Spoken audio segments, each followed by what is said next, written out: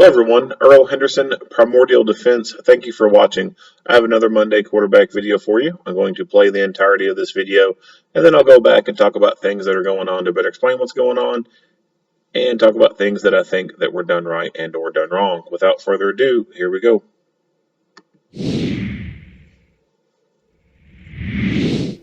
Hello, I'm Adam Blount, Public Information Officer for the Reno Police Department. This critical incident community briefing is intended to inform you of an incident that occurred in the city of Reno involving Reno police officers.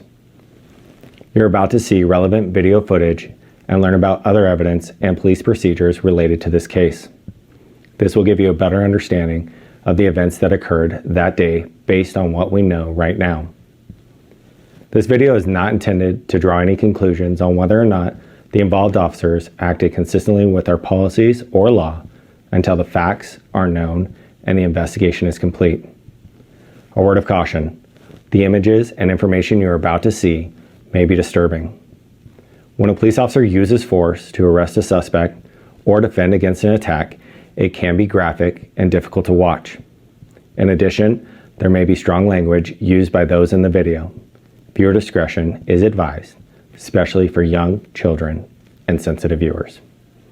Uniformed Reno police officers who have regular contact with the public are equipped with body-worn cameras, which are generally affixed to the front of the officer's uniform. The camera captures video 30 seconds before the officers actually activate the camera, but this does not capture any audio. This feature is designed to record incidents when the officer does not have time to activate the camera.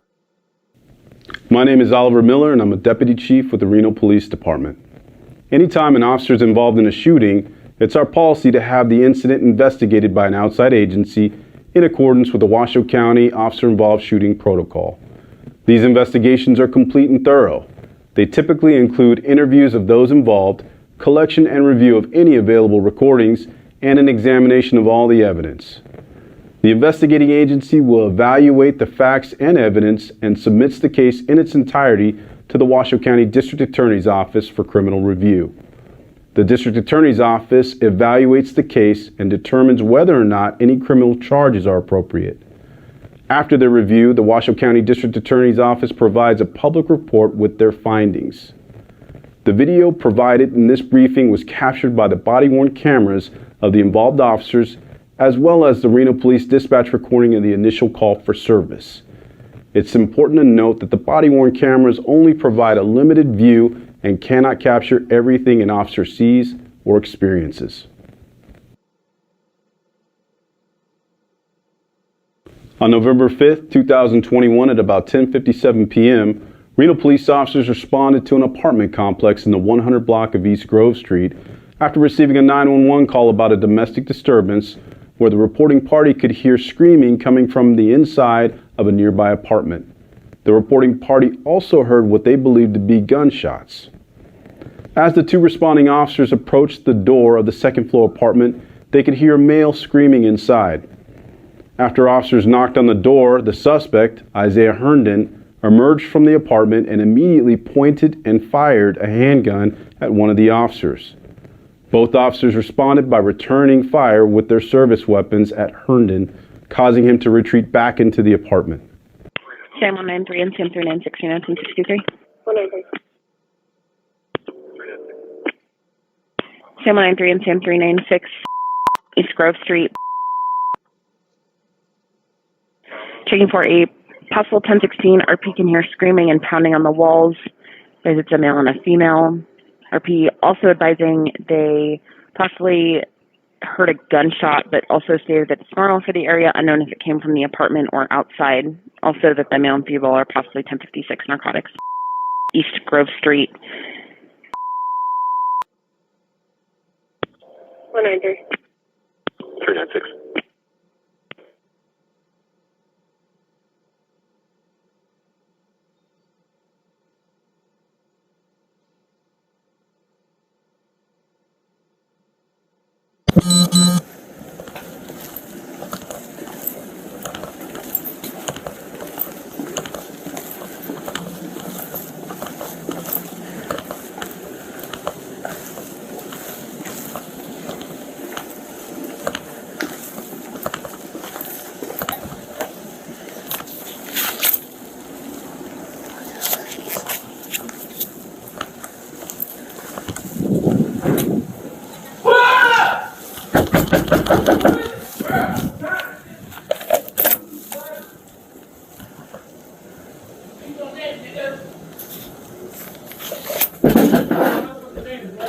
Let's give this a chance. Real please. Hey!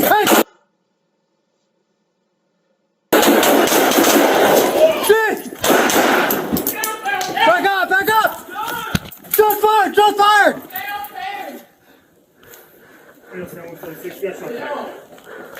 I'm hit. I'm stuck.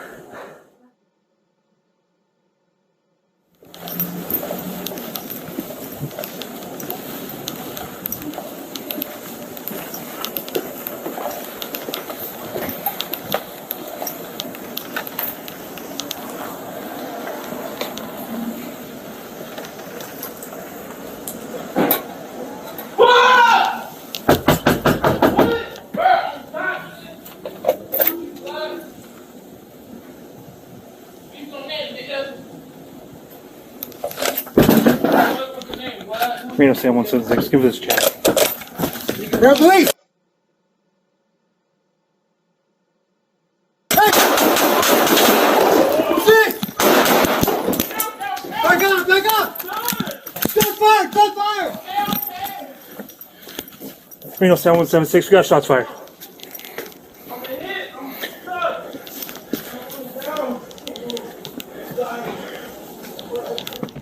Once additional officers arrived, they were able to safely enter the apartment and provide medical aid to Herndon. He was then transported to a local area hospital for his injuries. None of the apartment complex residents or officers were injured as a result of Mr. Herndon's actions.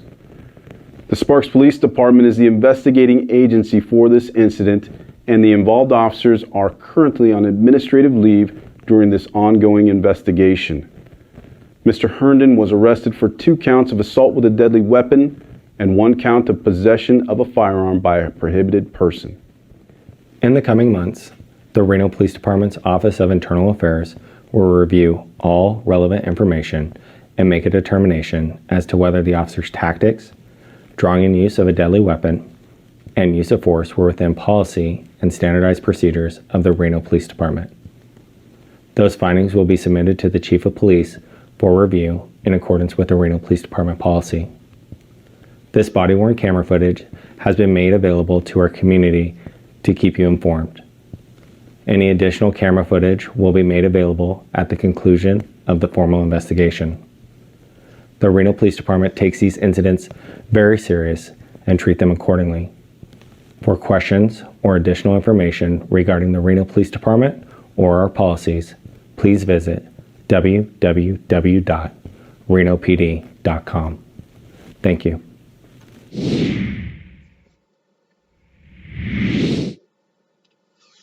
All right, let's go back into it.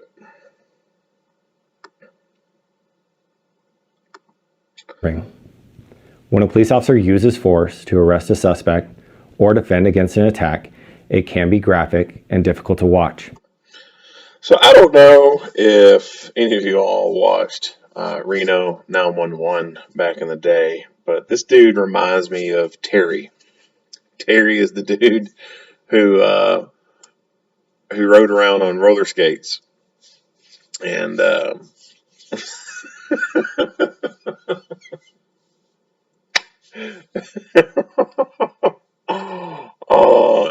yeah, Terry's moved up in life. Tacos. Oh man. Anyway, they respond to a call, and in this call, there's supposedly gunfire. I've said this many times before. Anytime the police respond to a call where there's been reported gunfire, or there has been a report of a gun being displayed, police should get their rifles out. If you're going to a gunfight, bring a rifle. Pistol ammunition is not the greatest. It's kind of weak. There are a lot of people who get up and walk away after being shot with a pistol. There are not that many people who can get up and walk away after being shot with a rifle. There have been some, but when you compare people who've been shot with pistol and people who've been shot with rifle, you're not going to see a whole lot of people walking away from rifle hits. The reason why we carry pistols is because they're more comfortable and convenient. It's not very comfortable or convenient to carry a rifle every damn day. You can carry a pistol on you 8, 10, 12, 16 hours out of the day and it not mean much. You don't feel it as much. You barely notice it. It doesn't interfere with you a whole lot. Try carrying a rifle around for just 4 hours. Like that shit becomes annoying.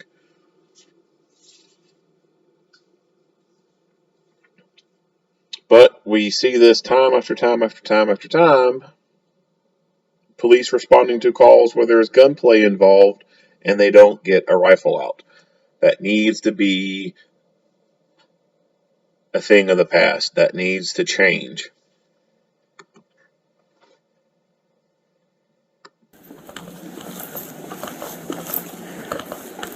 And of course, every damn problem occurs on the second floor or higher. Like, why is it that none of these problems occur on the first floor?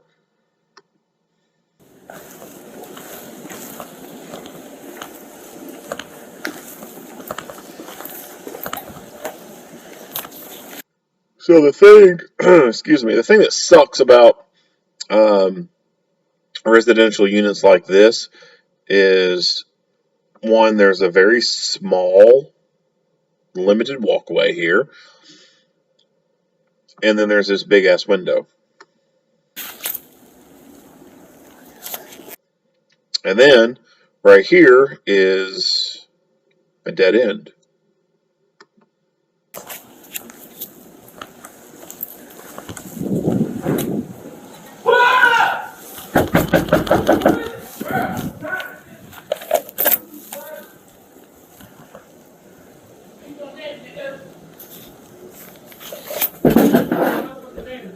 Reno, say one second. Let's give this a check.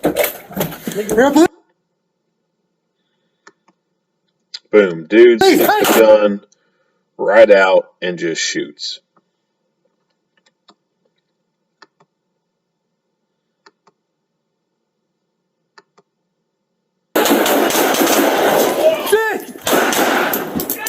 Back up! Shots fired! Shots fired! Back up! Shots fired! Shots fired!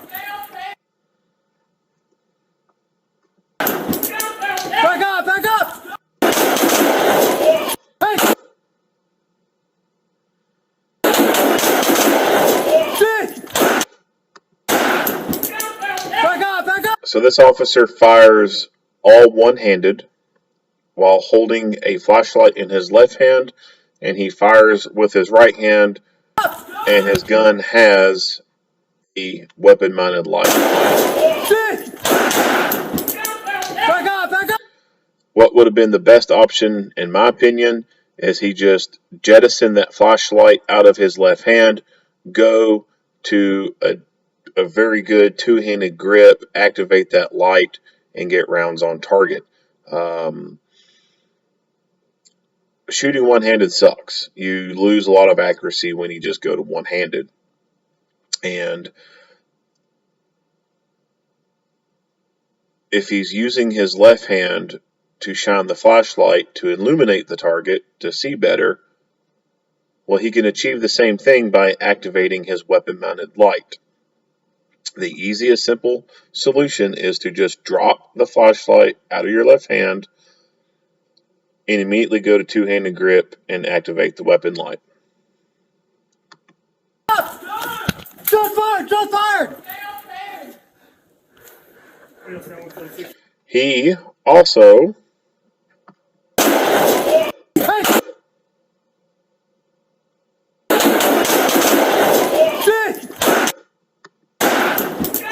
also closed the distance here. I like that. He got into this gunfight, and now he has closed the distance, and he is now dominating this space.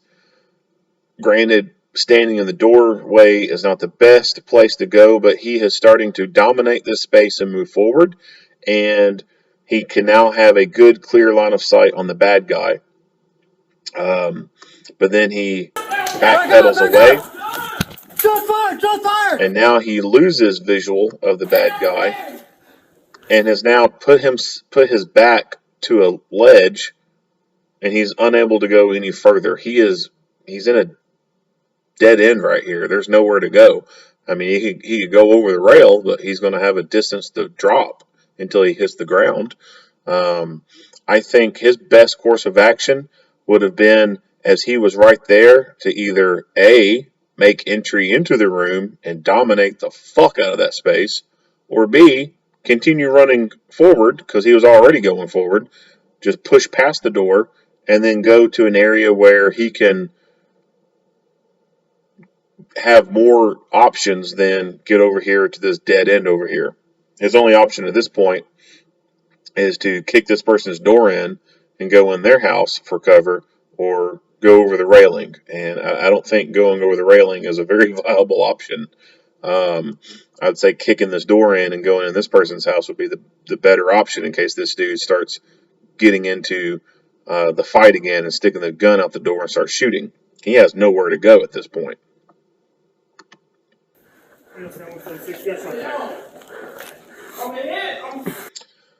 Getting on this side of the door while someone else was on the other side of the door also creates the potential for crossfire.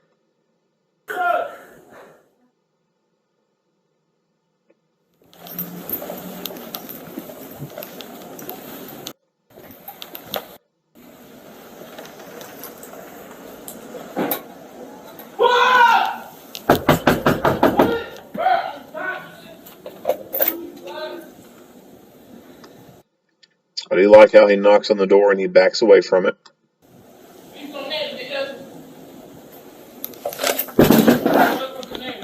Reno Sam 176, give this check. Grab police! Hey! Six! Hey! Six! Hey! Six! Now, I'm not sure what exactly happens here.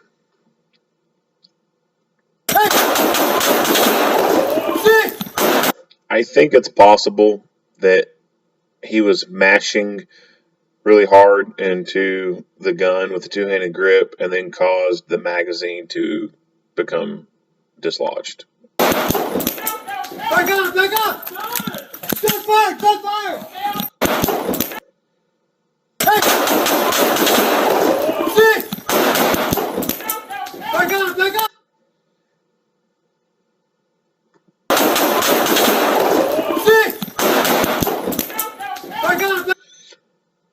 At this point, I would have said the hell with that magazine, left it where it's at, and then just reload from the belt. Back up!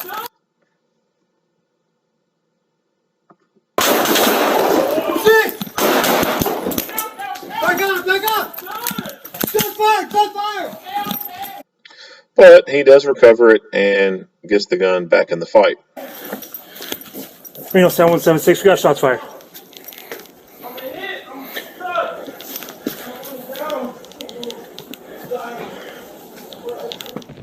Once additional officers arrived, they were able to safely enter the apartment and provide medical aid to Herndon. He was then transported to a local area hospital for his injuries. None of the apartment complex residents to a So yeah, not much else to say there. If you like what you hear and see, go ahead and give me a like and a share. If you have not already, hit that subscribe button and stay tuned for more Monday quarterback videos. Earl Henderson, Primordial Defense. Thank you for watching.